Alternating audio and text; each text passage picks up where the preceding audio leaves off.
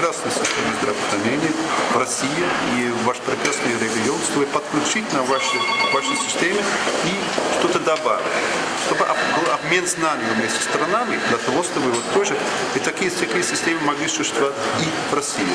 Что происходит с пациентами после того, когда они уходят из больницы? Кто ухаживает за ними? Как контролировать их здоровье? Если мы это можем сделать, мы можем добиться того, чтобы они повторно попали в клинику, для того, чтобы они просто подольше жили в хорошем, при хорошем здоровье.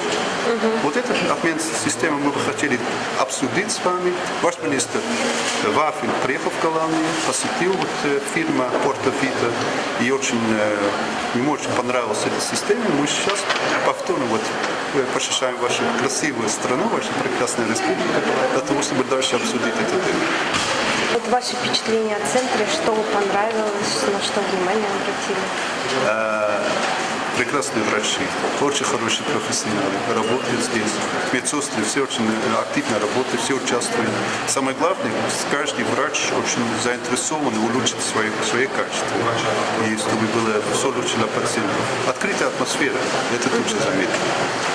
Ну, а в плане технологий? Есть хорошие технологии. На основании хороших технологий, конечно, вы отличаетесь от других центров. Но технология только может тогда работать, когда врачи прекрасно могут понимать, что можно делать эти технологии на пользу пациентов. Без врачей, без хороших медсестр технология не работает.